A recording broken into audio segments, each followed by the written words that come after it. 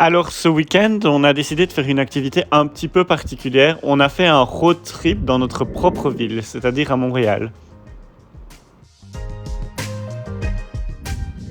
On a commencé par un pique-nique à la fin du canal Lachine, dans le parc qui s'appelle le parc Ranger.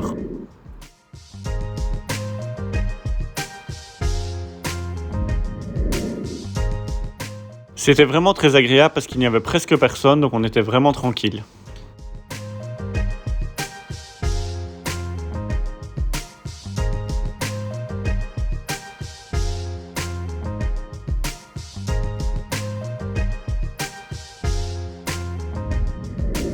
Une fois nos estomacs bien repus, on a pris le vélo partagé de Montréal qui s'appelle le Bixi et on a fait quelques kilomètres dans le parc René Lévesque qui est une petite péninsule qui termine le canal Lachine.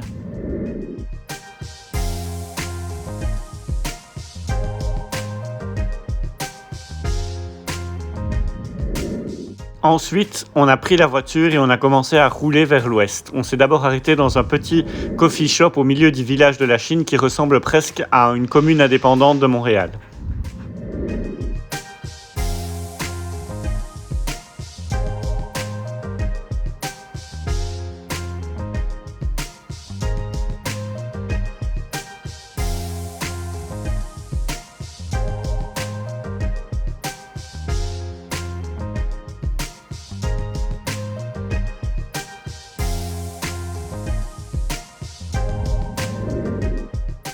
Pas manqué d'endroits où s'arrêter pour admirer le paysage.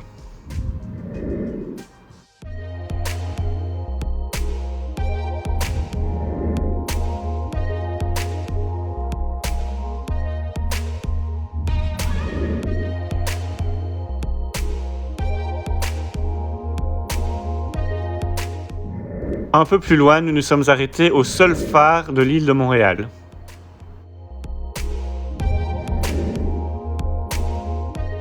L'endroit est particulièrement prisé des pêcheurs.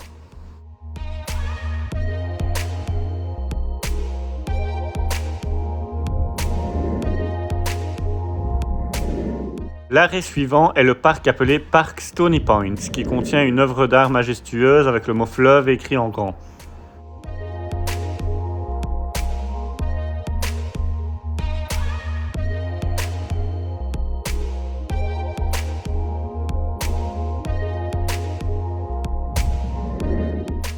À cet endroit, le fleuve Saint-Laurent s'élargit vraiment et prend le nom de lac Saint-Louis.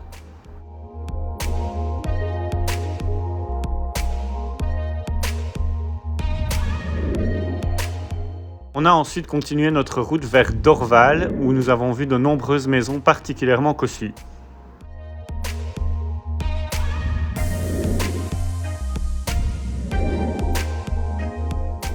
Nous avons ensuite quitté la ville de Montréal pour arriver dans la commune voisine de Dorval.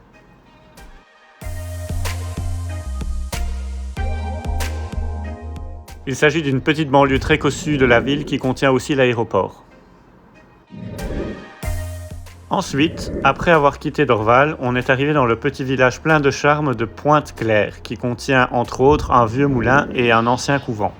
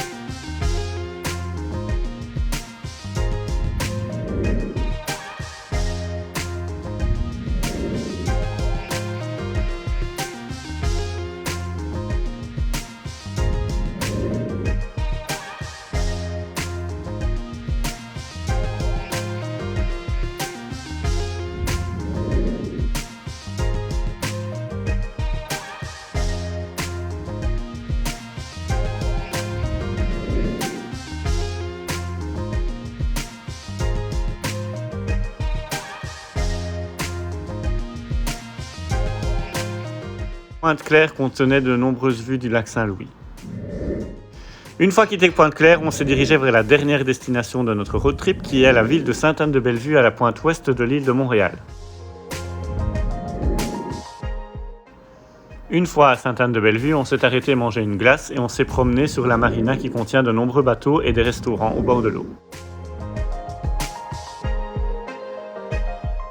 Le bout du village contient une jetée qui nous amène officiellement au point le plus occidental de l'île de Montréal.